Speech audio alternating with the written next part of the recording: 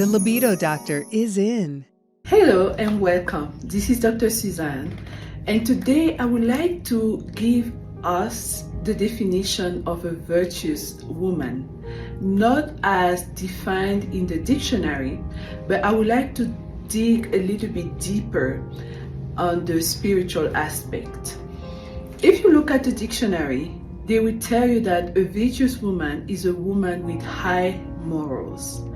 But I believe that virtue encompasses a whole lot of attributes which are first spiritual, because I truly believe that everything starts in the spiritual realm, because we are spirit beings having a human experience. Therefore, each one of us comes with a set of spiritual gifts.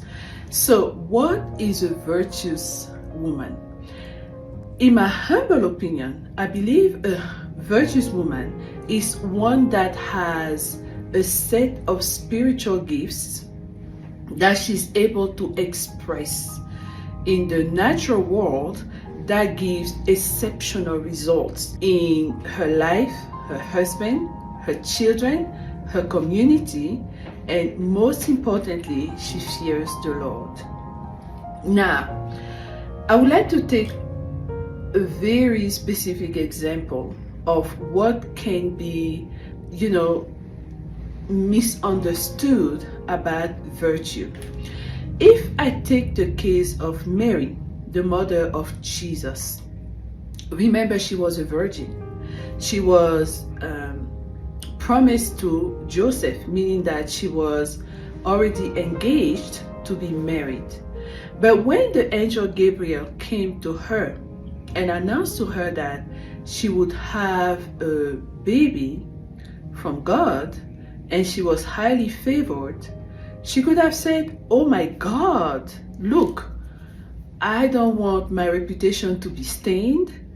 Why would I have a baby without even being already married or have intercourse?"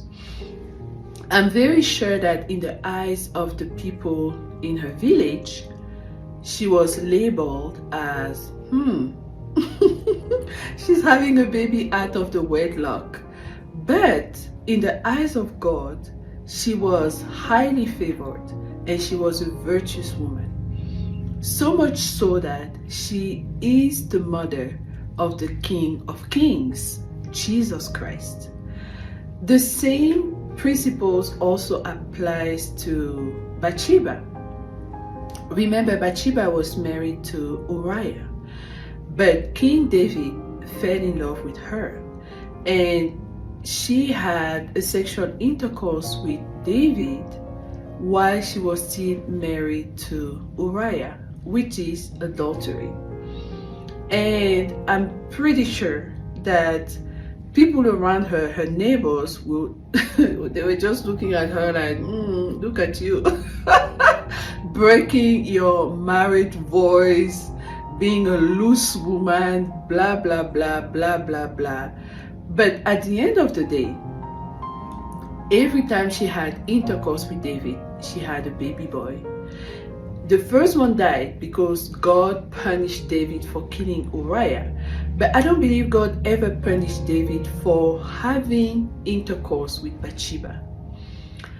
After the first baby died, she had the second baby boy, which is Solomon.